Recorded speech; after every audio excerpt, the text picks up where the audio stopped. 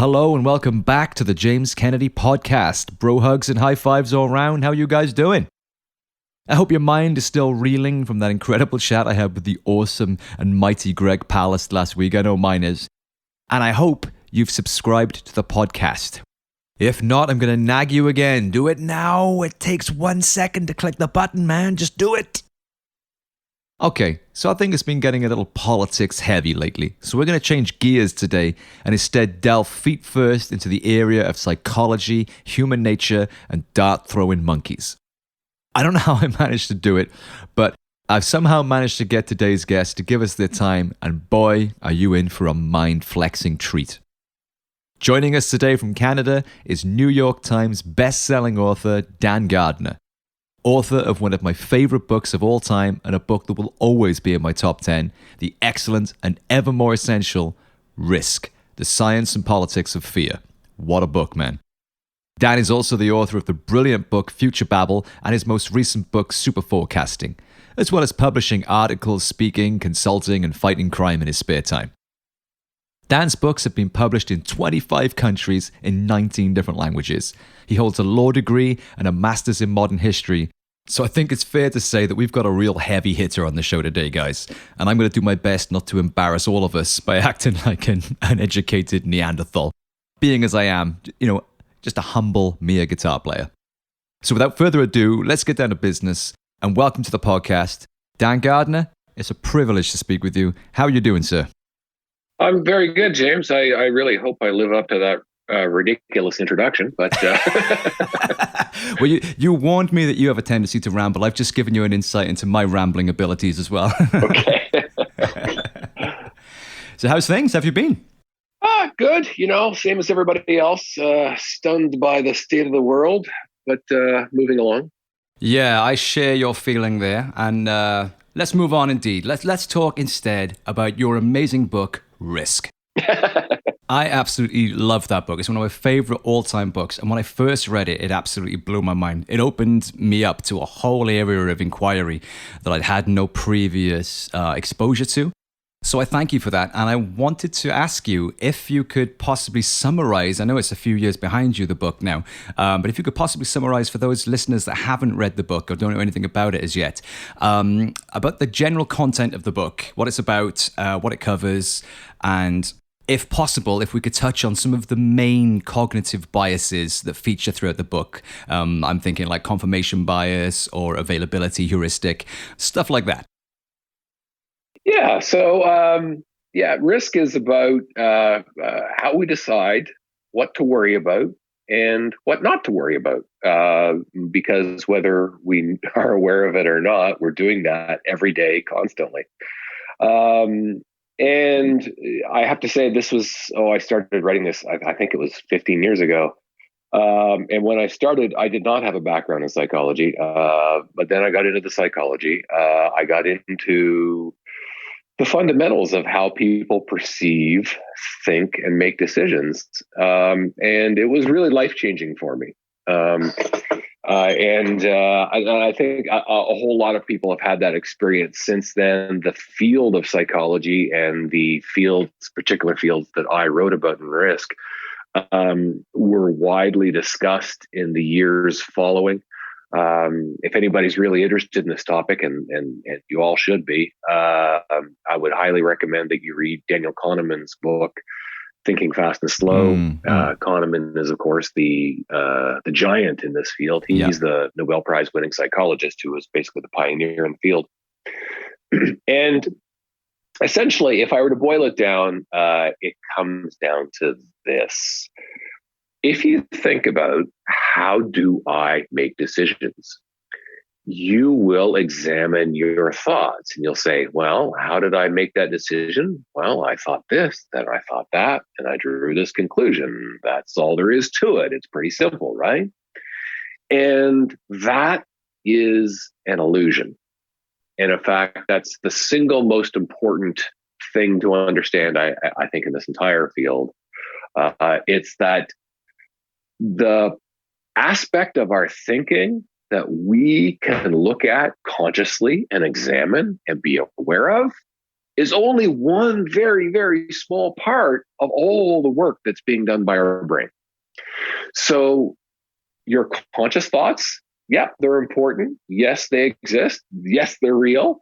But there's so much more that's going on in our perceptions and in our thoughts and our decision making that we are, by definition, not consciously aware of. That's the fundamental insight of modern psychology. And once you understand that, a whole lot of other things fall into place.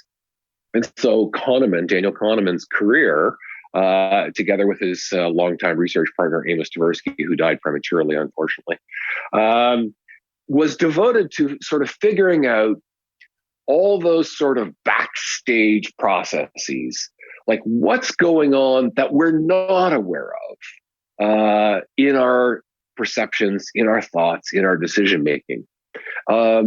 Does it work? Is it good? Is it beneficial? Or can it sometimes go haywire? That's basically, from a 35,000 foot perspective, an overview of this entire field. And then, as you alluded, Kahneman and other researchers in this field have investigated and uncovered a whole series of mechanisms that are constantly being used by our brains to perform in this backstage way, in this we're not aware of them. We're not aware that they're underway. We're not aware of how they work. They just deliver. And so they have demonstrated a whole bunch of these different mechanisms. And it's really important to understand these mechanisms for a couple of reasons. Number one, they're at work all the time. I guarantee you that as we're having this conversation, as you process information throughout the day, when you watch the evening news, those backstage processes, they're at work in your brain, shaping your perceptions, shaping your thinking, shaping your decisions. Number one. And then number two, it's really important to understand how they work because while they often work really well, and they should be respected because they do work really well, which is kind of why they're hardwired into our brains, they very often don't work well. And they can lead us badly astray. They can make us fear things that we shouldn't fear, and they can make us ignore things that we should fear. They can really badly skew our perceptions. So you mentioned, for example, and this is one of the really fundamental ones, confirmation bias. Confirmation bias is very straightforward. It simply means this. Once we have drawn a conclusion, I think this is true, all of our subsequent information processing will be biased. Information that supports that conclusion, we'll just grab onto it and we'll say, yep, that's true. I knew it. I was right. And therefore, because I have this new information, my conviction will grow stronger. But if you come across information that contradicts your view, or if somebody even, says, hey, look at this, really, you've got to look at this, and it contradicts your view, what are you going to do? You're going to become super skeptical. You're going to look at that with like flinty eyes. You're going to say to yourself, I don't know if that's methodologically sound. Oh, I don't trust the source. There are all these countless rationalizations we can come up with to dismiss things when we want to dismiss them. So in one instance, if the information confirms what we already believe, we're wide-eyed and gullible. We'll just accept it. It must be true because it confirms what we believe. And in the other instance, if it contradicts what we believe, suddenly we become this flinty-nosed skeptics who are just looking for some way to dismiss the information. Well, if you constantly do this, filter information that way, well, what eventually happens is, of course, your conviction will grow stronger, and you will have a more and more biased view of that subject. And the research on this is very, very clear. This happens all the time, with some pretty startling results. Some of the studies are pretty remarkable. But heck, if you want to see it in operation, I invite anybody to spend a little time on Twitter. Twitter is like one giant exposition of confirmation bias. But there are all sorts of these other mechanisms, and they're all incredibly important. And very often, what happens is these mechanisms can work in concert, and that's when you can really get to some bizarre, you get some extreme conclusions, some conclusions when you have situations where you have people who believe things which are just at wild variance with reality and with the evidence of reality. So, for example, group polarization is another very important one. Group polarization is a very simple concept. Basically, if you imagine a group of people, like say, picture there's 20 people who share a belief in something. It doesn't matter what, you fill it in. But they share this belief, and the range of their convictions varies, of course. There will be some people who share the belief modestly, but they're not all that strongly convinced. But there are other people who are much more convinced, and there are people who are just totally fanatical about this belief, right? And so you take those 20 people and you put them together in a room, or you put them together online. It's very important to recognize that you don't actually have to have people physically together to get group polarization. But you bring these people together, and then you say, okay, just talk amongst yourselves.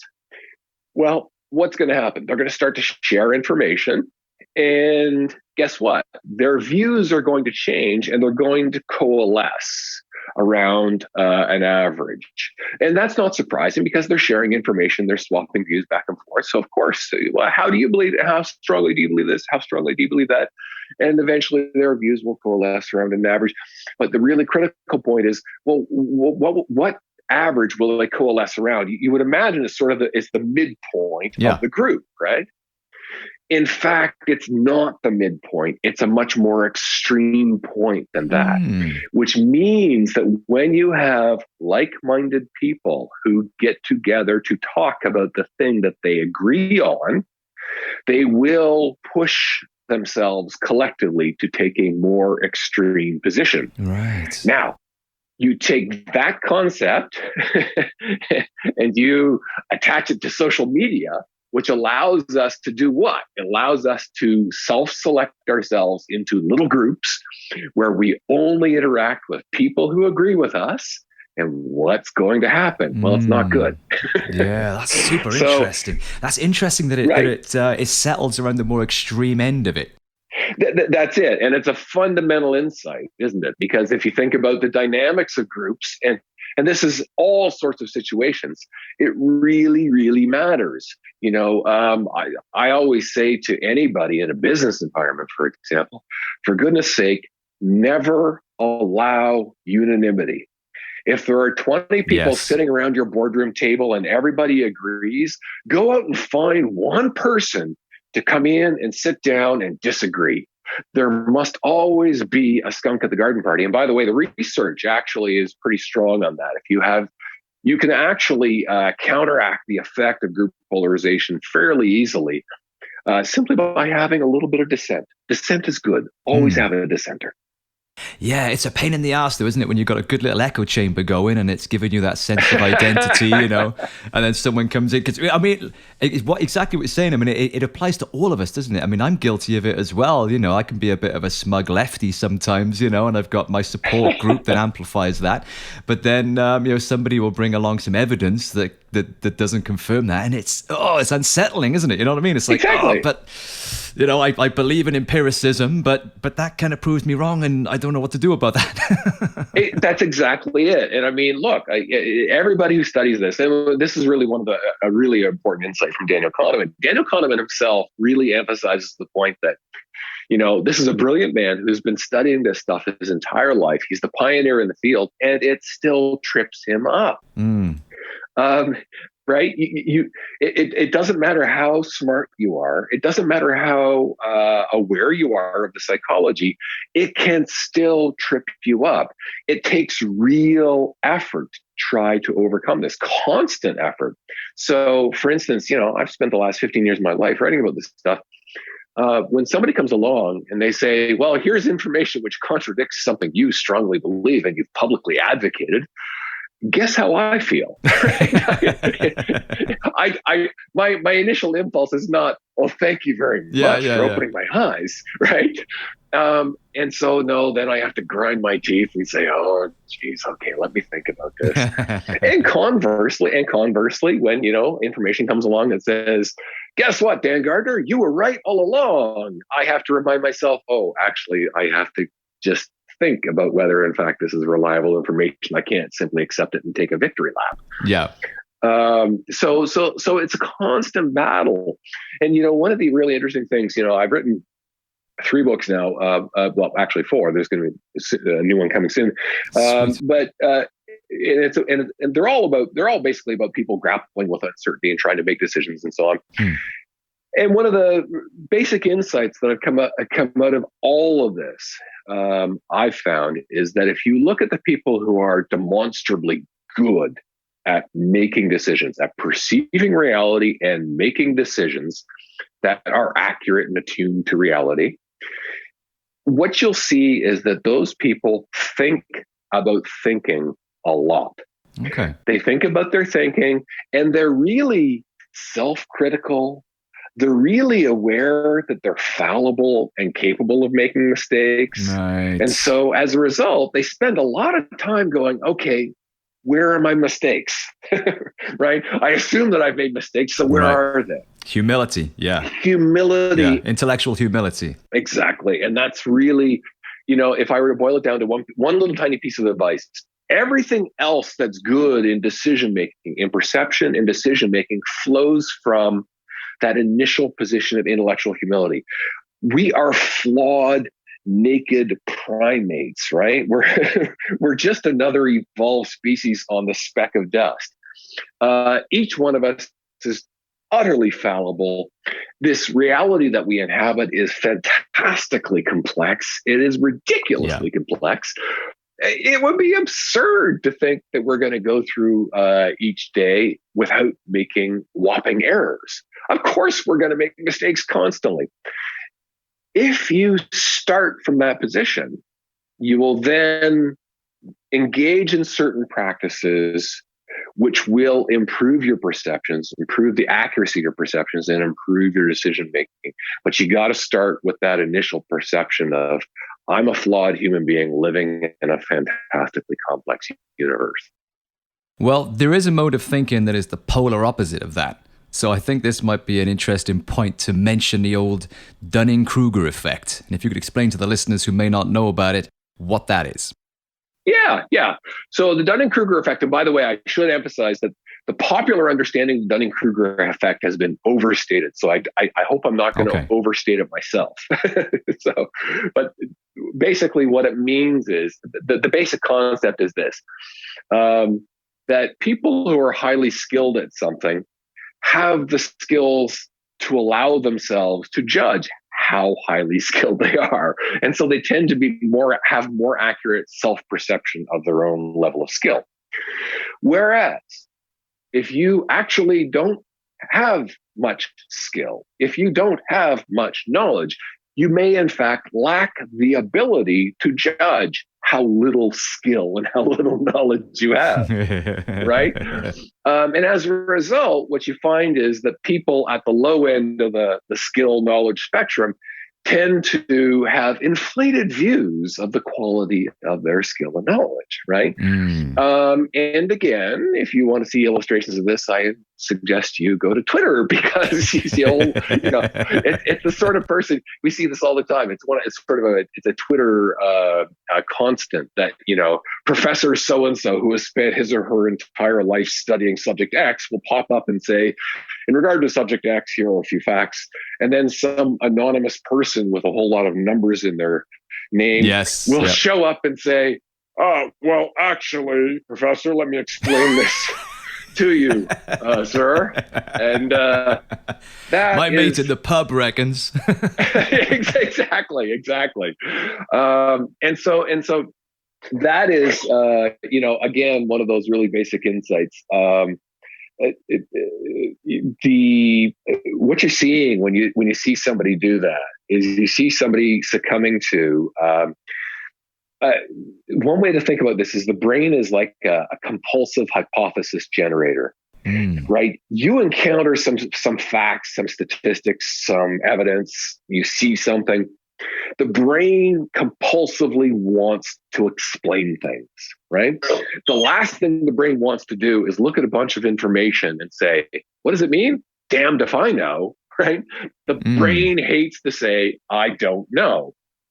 And so what it's doing is it's constantly generating these explanations, these hypotheses.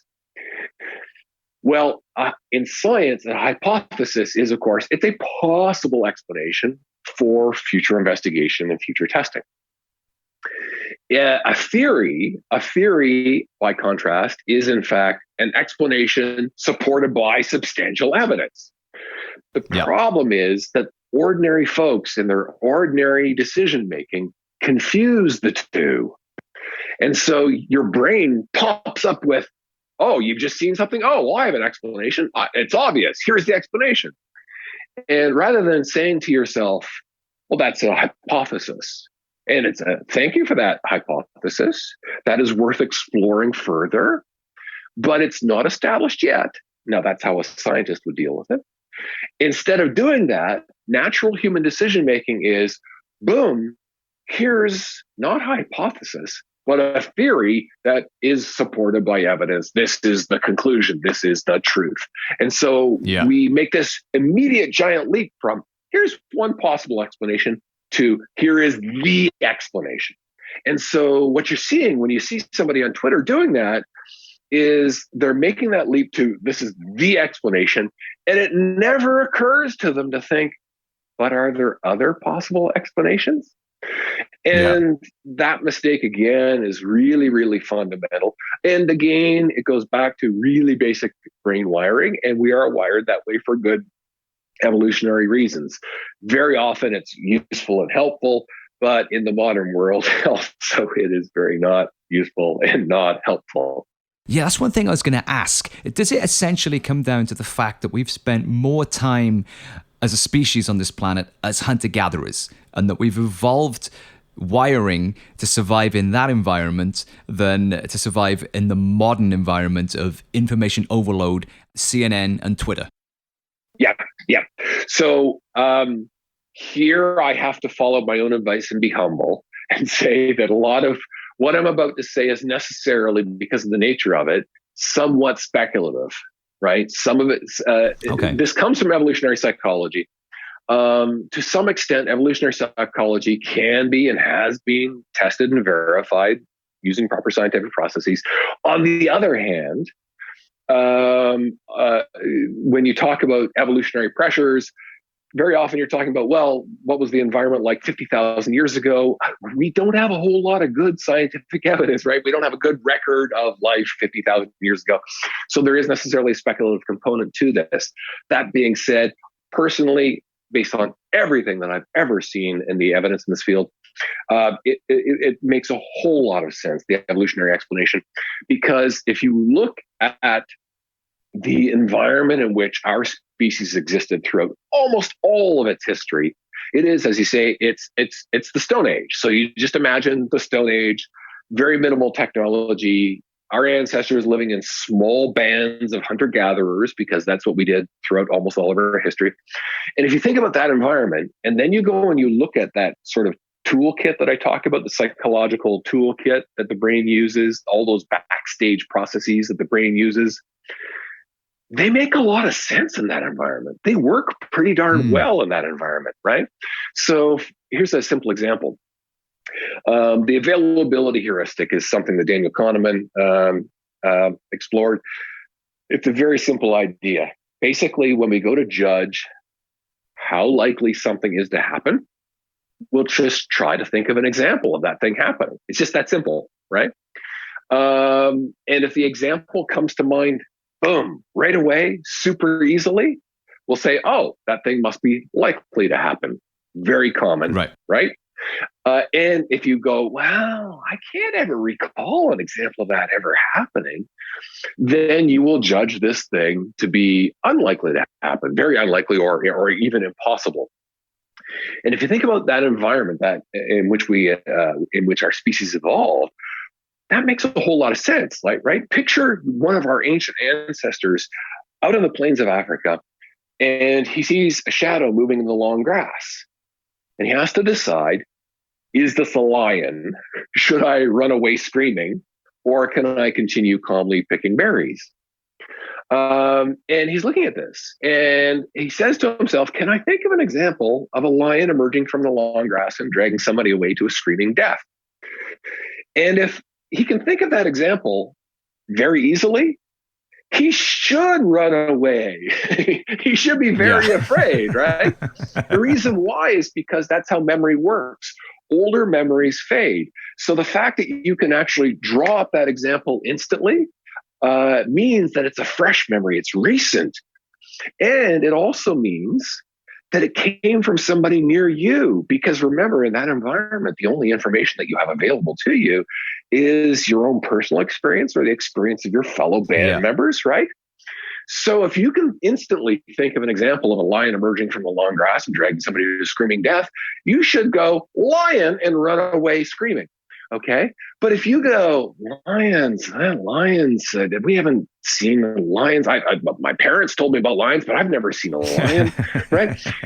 Then you can probably keep picking berries, right? So you can see how this simple, incredibly simple mechanism for coming up with a snap judgment can work really well in that environment. Okay. But then flash forward. Picture this. It's September 11th, 2001.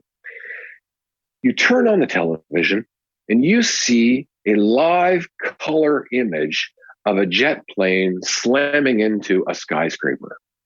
And then you're going to see that image over and over and over again because it gets replayed in the hours and days and weeks ahead, right? Vivid, horrible, awful image. And a month passes, 2 months pass, life goes back to normal while you got to get to work. Work involves what? You got to travel for business. Okay. So what do? You're going to go to the airport and fly. Should I be worried about flying? Should I be worried about terrorists hijacking the plane and slamming it into a building and killing me? Well, guess what happens? You are going to use the same psychological mechanism, the availability heuristic, and you're going to say to yourself, can I think of an example of people dying this way? Yes. Not only is it easy for me to recall an example of that, I can't stop thinking of it. So what's the conclusion that this mechanism gives you? It says, be afraid of this. Stay away from planes. Stay away from the airport. And guess what? In the year following 9/11 in the United States, there was a substantial shift away from flying because people were afraid to fly. Well, they still had to get around, right?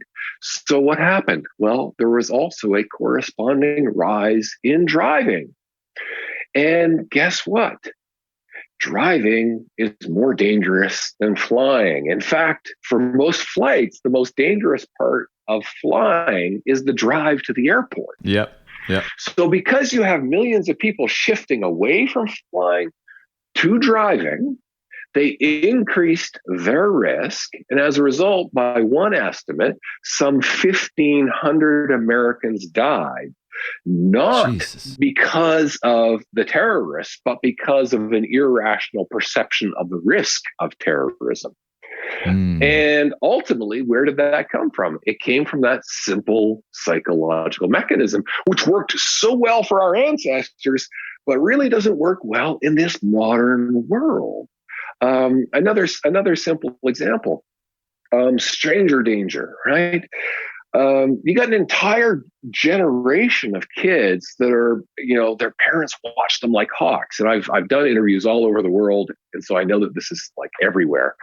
I once did an interview with Alice Springs, Australia, right? Which is like smack in the middle of Australia. And it was the same thing there. Kids used to play outdoors by themselves. They can't do that now because that would be dangerous, right? They might be snatched away by the pervert in the bushes. Well, why do we think that? It's not supported by evidence, right? There is stranger danger, right? That does happen, but it's incredibly rare. So why do we think that it's such a great danger? Well, the answer is, if such an abduction and murder of a child happens, and particularly if it's caught on video, anywhere in the world, it will make the news everywhere in the world, right? So if something happens, and I use this example in my book, this is a real example. There was an abduction in a city in Germany, and it was captured on CCTV. And so it was on the evening news on my television here in my hometown, Ottawa, Canada. And I look at that and I go, how do I process this information? Well, what does it mean for the safety of my children? It means nothing, right? Can I take them to the park and let them play unsupervised? Of course I can.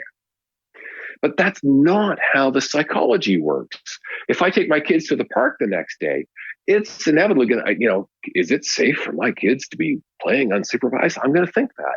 And what am I going to do? I'm going to try and think of an example of a stranger abducting a child. Can I? Super easy. I just saw it last night in vivid color. And the conclusion, be afraid. And as a result, you have an entire generation of kids that isn't allowed to play unsupervised, which is a normal part of childhood development. You've got kids who, I don't think it's as bad in the UK, but certainly in the United States and Canada, kids are, we can't possibly allow our children to walk to school. No, we have to put them in a car and drive them to school to keep them safe. Well, guess what? Childhood obesity, now that's a serious risk, right? Right.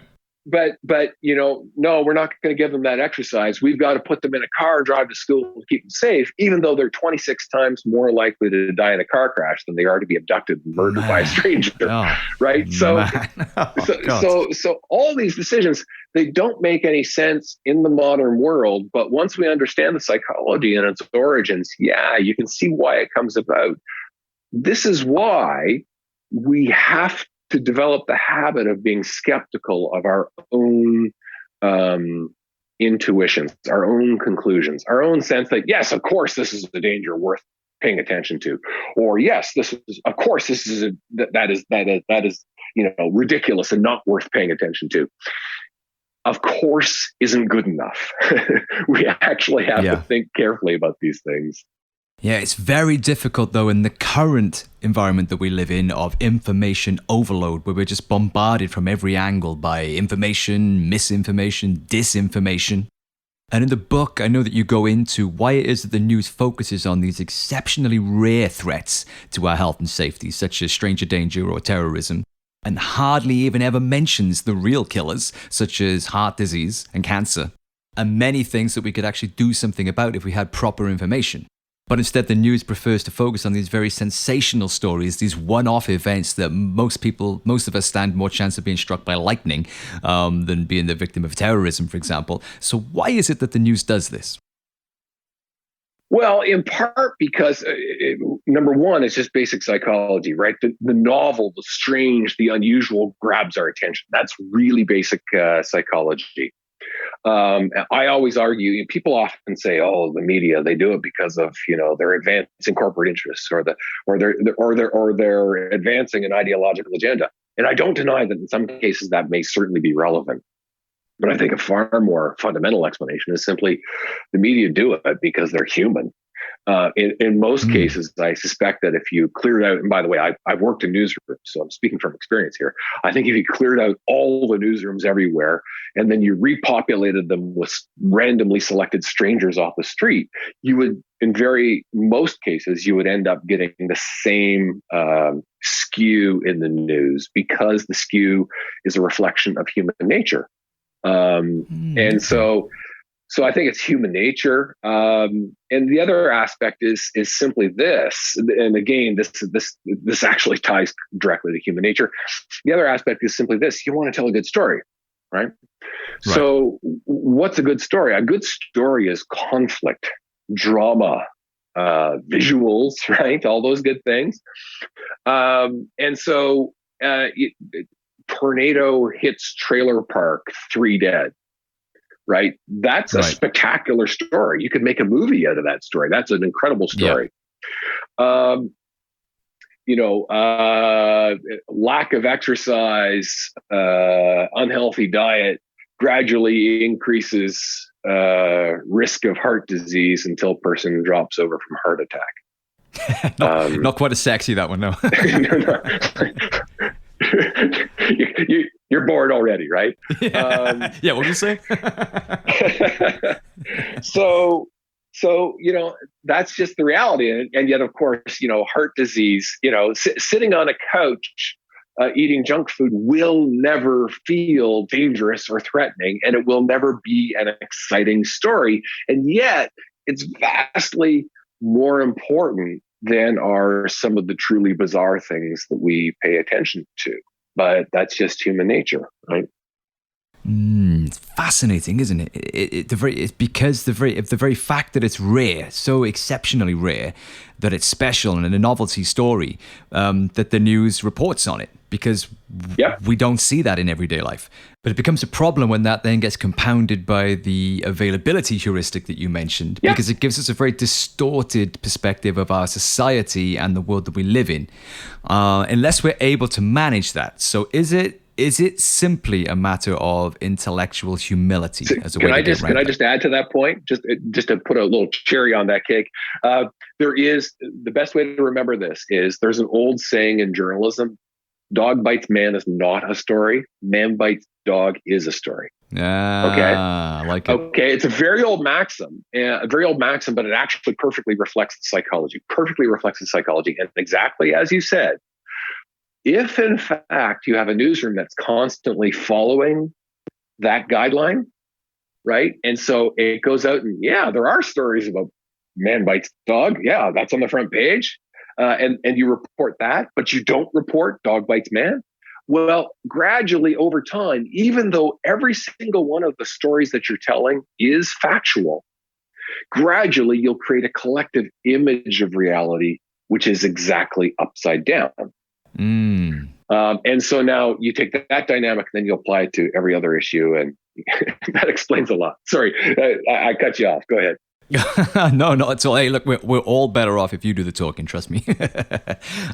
So I'm guessing then that these biases and cognitive shortcuts and things that we have are probably common knowledge to, governments and marketeers and corporations who want to shift more product or for propaganda purposes or social control.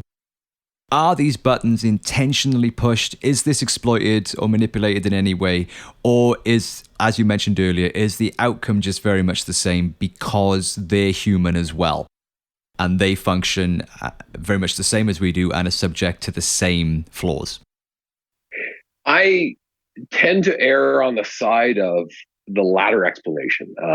People tend to do this unconsciously.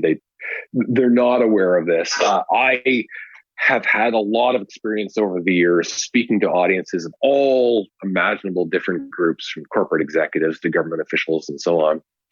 And the level of awareness of these, what I think of as very, very basic mechanisms. Like if you want to understand how people tick, what makes people tick, this is you have to understand this stuff. The level of awareness of this stuff is nowhere near as high as I would like it to be, frankly. Okay. Government officials who frankly, it frightens me that government officials who are making decisions that really, really matter in the lives of, my family and my community have no idea about these basic mechanisms. That frightens me. But that being said, it is important to acknowledge that there are very smart people who are very aware of this and who absolutely do use these mechanisms deliberately to distort perceptions, either to drive up risk perception or to drive risk perception down, depending upon what their self-interest is. The simplest example is the cigarette, the big tobacco. One of the psychologists that I write about in risk is a man named Paul Slovik. And Paul Slovik, and I think it was the 1980s, was asked to be an expert witness, or the 1990s, by the U.S. federal government, asked to be an expert witness. And they sent him box loads of documents from big tobacco companies and their marketing campaigns. And what he discovered was that in the 60s and in the 70s, they were engaged in the marketing that they did was not only psychologically informed, he said in many ways it was actually more advanced than the work of academic psychologists. Wow. They were out ahead of the academic researchers. For instance, in the study of affect, which is basically emotion, how emotion interacts, how emotion feeds into our our perceptions and our decision making. He said basically they were ahead of the academic researchers, and they were applying it in very deliberate and very sophisticated ways that, 25, 30 years afterward looked really, wow, that's impressive. Like they were way ahead of everybody.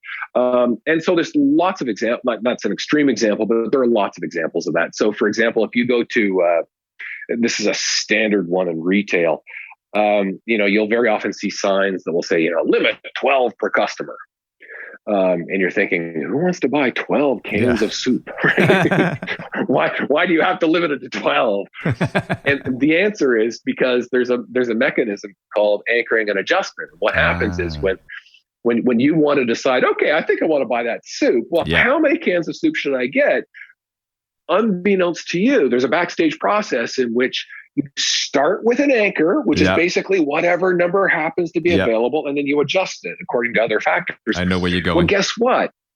If you, as a grocer, give people a big high number, their ultimate conclusion will be higher than if the most recent number they encountered is a low number. Yeah. So you put on a sign a big high number like 12, and people will conclude, oh, I should maybe get 5. But if you had a low number on there, right? If it was like, or if they had recently encountered the numbers 1, 2, or 3 or something like that, they might have only gotten 2 or 3 or 4 cans. And so the high number is deliberately designed to get you to increase your buy. So things like that happen all the time. Sneaky. In fact, Amos Tversky had a wicked sense of humor. He was the partner of Daniel Kahneman. And he said, if I remember correctly, he made a joke that basically that academic psychologists were only catching up to advertisers and used car salesmen. So is it used by people deliberately to distort other people's perceptions and thinking and decision making? Yes. But not as much, I think, as some people imagine. Don't imagine there's, vast, super sophisticated networks manipulating our every thought. I think that's a bit much. But yes, are people aware of it? And do they make use of it? Yes. Well, what's scary is that the people in power, the people with their finger on the red button, they're subject to these biases as well. Yes, yeah. I'm much less scared by super smart people manipulating the masses than I am by the thought that actually the people in charge aren't so super smart. Right? They're subject to all those same human foibles. And that's such an important point because people so easily forget that when you talk about powerful people who have demonstrable success behind them. To use an example, I recently I wrote about this in my newsletter, which if I may plug, go for it. It's on Substack. I read a newsletter about history and decision making and so on. But I wrote about Vladimir Putin's decision to invade Ukraine on his own terms. If you leave aside morality and concern for human life, which apparently he has. If you leave those aside and you only think in terms of what's good for Vladimir Putin, his decision to invade Ukraine was idiotic. It was unbelievably bad.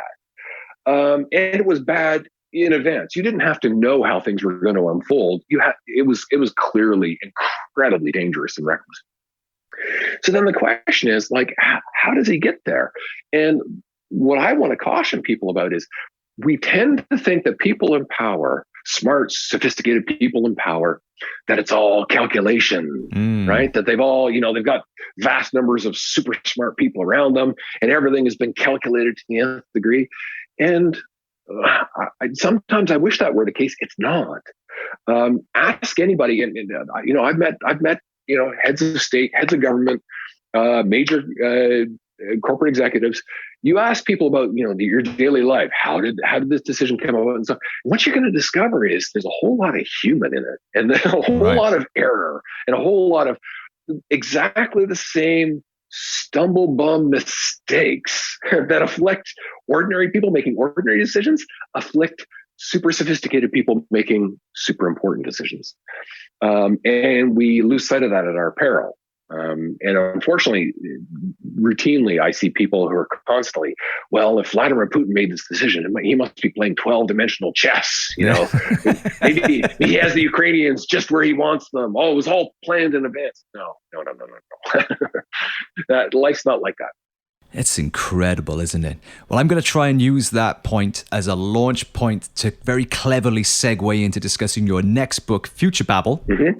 Because speaking of high-powered government advisors and expert forecasters and predictors, it turns out, as you show in that book, that those guys don't have any more clue what they're talking about than a chimpanzee throwing a dart at a board.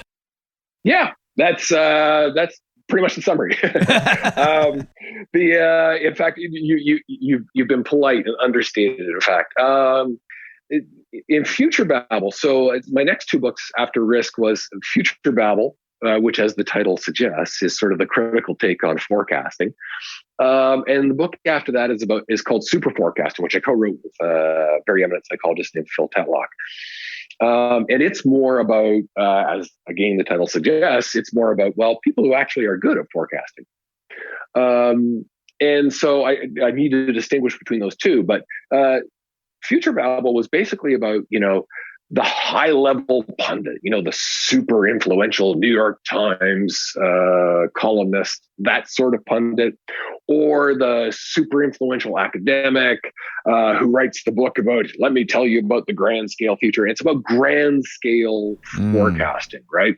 Let me look forward 30 years into the future and tell you about the state of the world. Let me tell you about the state of the Chinese economy in 2050. Let me tell you about geopolitics in the second half of the 21st century, that sort of thing, right? And basically, I have an entire library of those old books. I collect them. I love history and I love old forecasts. And let me tell you, I actually don't know of any of those grand scale forecasts which was accurate. All the grand scale punditry, we are headed for the dark ages or whatever, or we are headed for a golden age of technology. It all looks ridiculous in the rearview mirror. It's all bad because basically the fundamental lesson is they're in trying to forecast on the grand scale far into the future. They're trying to do something that human beings just can't do.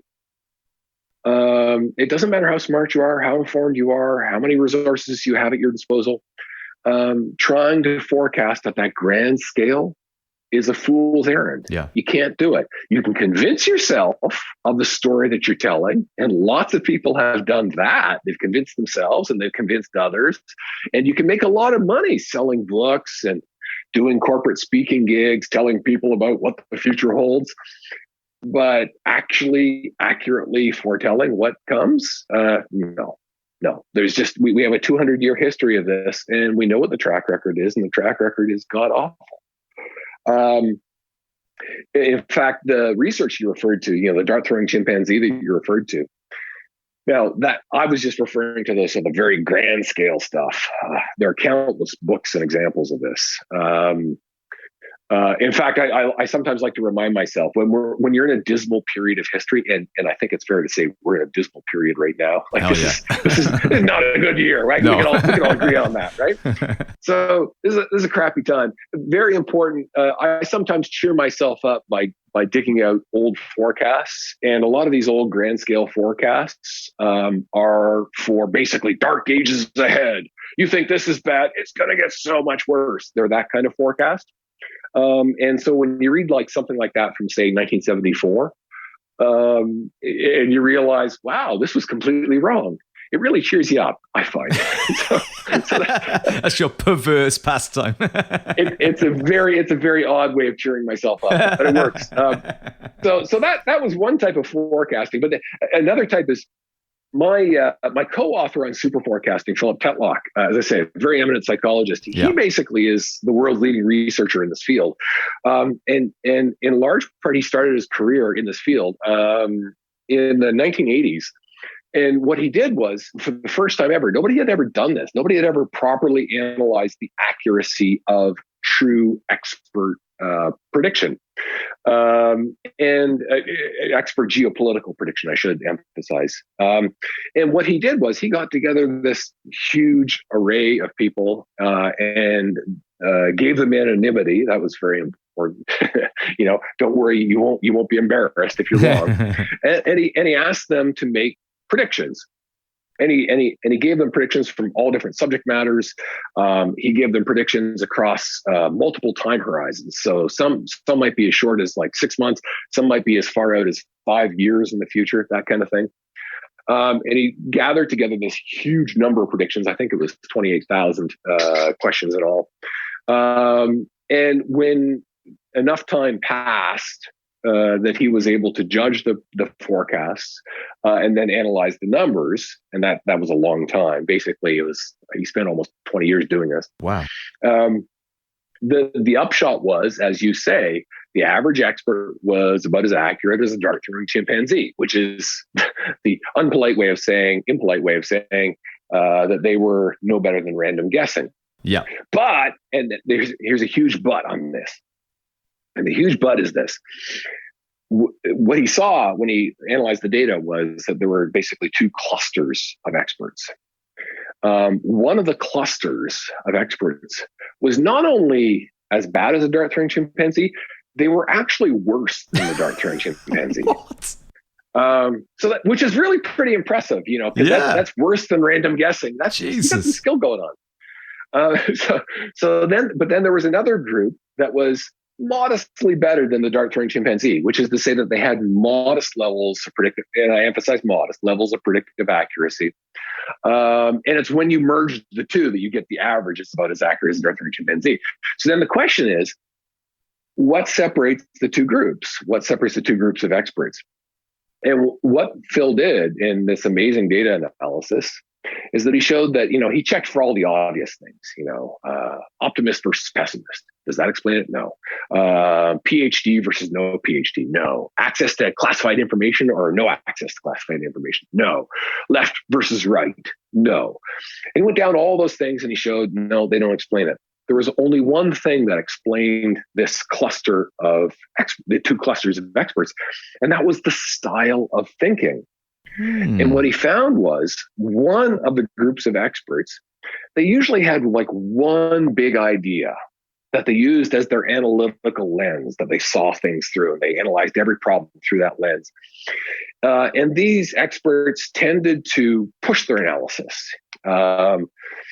And they kept pushing it to get themselves to be more and more confident, to the level of, they were much more likely to say words like impossible or certain, right? So they were more confident. And then the other group of experts was pretty much the opposite. They didn't have one analytical lens that they saw the world through. They used many different lenses. And these people, of course, you use many different lenses, you're going to have a lot of contradictory information and so on. Well, these people were okay with that. They were the sorts of experts who would say, on the one hand, there are a bunch of factors pointing in one direction. On the other hand, there are a bunch of factors pointing in the other direction. On balance, I think it's about a 75% chance that this thing will happen. So, but they were comfortable with that. That's uncertainty, right? That's underlying the uncertainty. They were cool with uncertainty. If that's as far as you can go, that's as far as you can go. Well, guess what? The first type of expert, the more confident type of expert who uses a single analytical lens, that was the type of expert who was a predictive disaster, worse than the dart-throwing chimpanzee. The other person, the other group of experts the people who use multiple analytical lenses, the people who are saying, uncertainty, we can't eliminate it, that's just reality.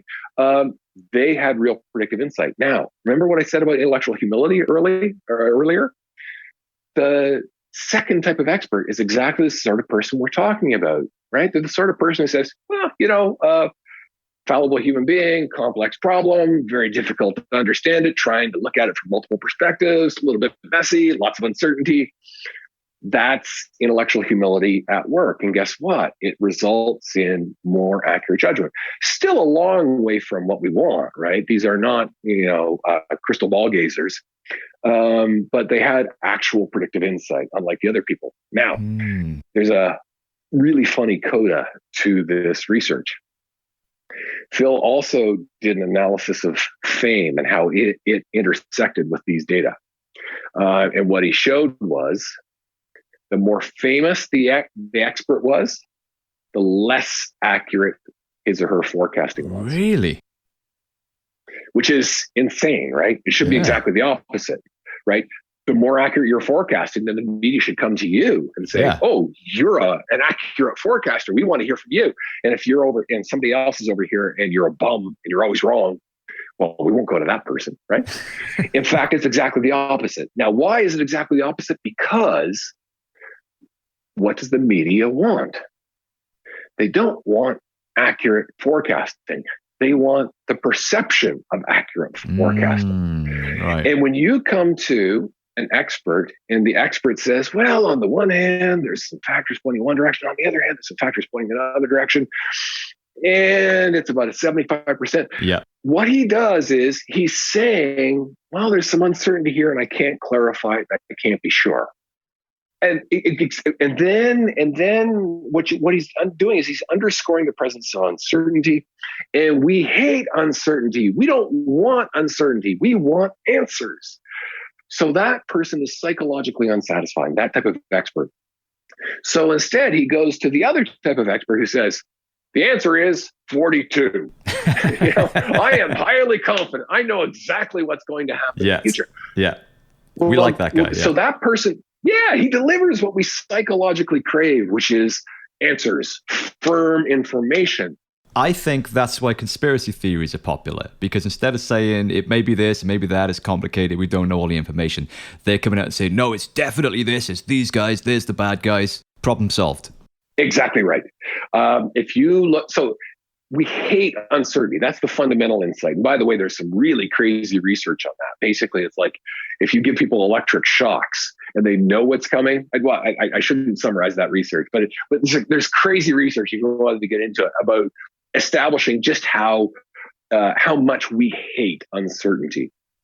In fact, we hate uncertainty so much that actually being told that something bad certainly will happen is less awful psychologically than being told that something bad may happen.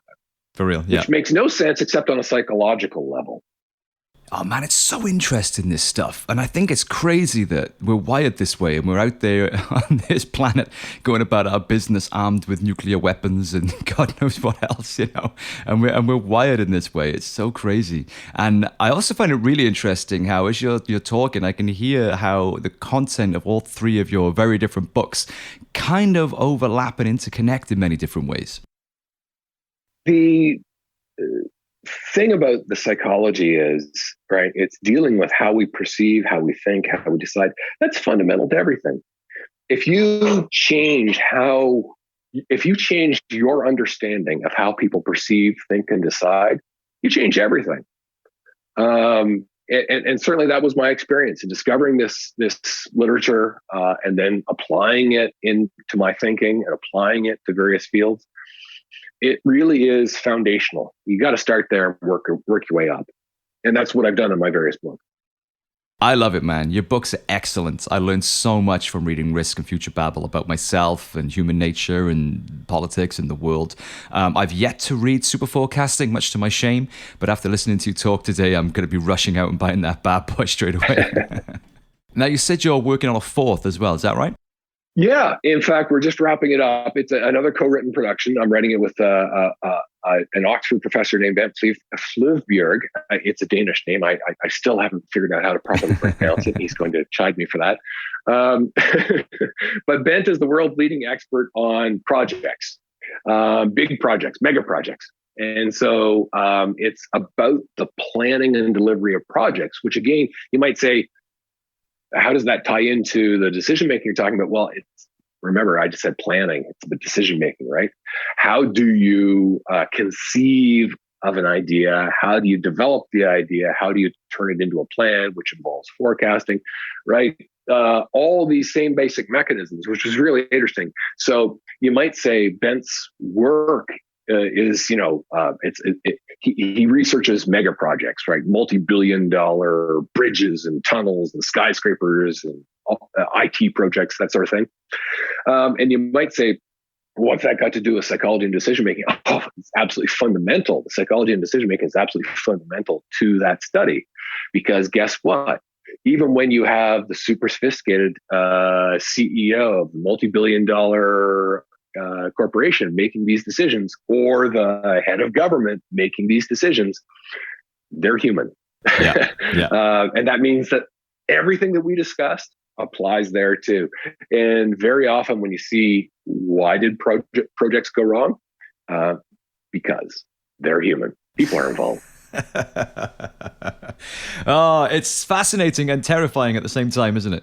It is, but it's also a hopeful story. The wonderful thing about it always sounds like, because I know that after I talk for an hour about this stuff, it sounds like I'm really down on humanity. But no, it's the critical thing to understand is, right, we're having this conversation. This is a self-aware conversation. Yeah. We are able to take, this is humanity's superpower. We're able to take our consciousness and turn it back in on itself. We're able to take our own thoughts and examine our thinking and find the flaws and catch and correct them. That's our superpower. But of course, you can only do that once you begin by acknowledging the fact that, in fact, we are likely to make those mistakes. We are flawed creatures living in a complex universe. But yeah, no, it's ultimately my message to all this stuff is very hopeful. With more introspection, with more thinking about thinking, with more self-criticism, we can get better. Humility is king. Beautiful. Love it. If there's one tagline to take away from the amazing knowledge Dan's been dropping on us all today, I guess it's that. Be more intellectually humble, doubt yourself more, and channel out that inner bloke in the pub that's talking way too loud and way too confidently, because he probably doesn't know what he's talking about. And ignore the actual guy in the pub, because he definitely doesn't know what he's talking about. That's a good heuristic, yes. Ignore the guy in the pub. Dan, this has been absolutely fascinating. I know this is going to blow my listeners' minds. Thank you so much. I could listen to you all day, but I know you've got stuff to do. Where can people find you? I've got dgardner.substack.com. I know you're putting a lot of stuff there. dangardner.ca. And if you want to join Dan's echo chamber on Twitter, it's at dgardner. Is there anywhere else that you'd like people to go? That is plenty enough. Yeah. Aside from moving into my living room, that is all the contact anybody would want. There's no room to move into his living room. It's full of books. I've seen it. Old Dan, thanks so much for your time today. It's been an absolute pleasure to speak with you. You've blown all of our tiny little minds. I can't wait for book number 4, and long may you continue to do what you do for many decades to come. Best wishes with everything, my friend, and thanks again for your time today. It's been an honor to speak with you. Okay. Well, fantastic. It was a lot of fun. I really enjoyed it. Me too, and I know the listeners will as well. So thank you so much again, Dan, and have a great day, mate. I'll speak to you soon. Bye-bye. What do you think of that? Man, I love that. How interesting and informative was that? If you haven't read Risk or Future Babble, please go out and read them. They're so well written and so easily readable. He explains all this super academic stuff in a really fun page-turnery way, and I can't recommend it enough. What a lovely guy as well. And one thing I didn't mention was that we do these on camera, but I just record the audio. So you couldn't see what I could see when we were talking. Dan was sat in front of the biggest collection of books I've ever seen in my life. He said he spends all of his money on books. But one thing I didn't mention, he's shredded. Like he his arms are bigger than my neck.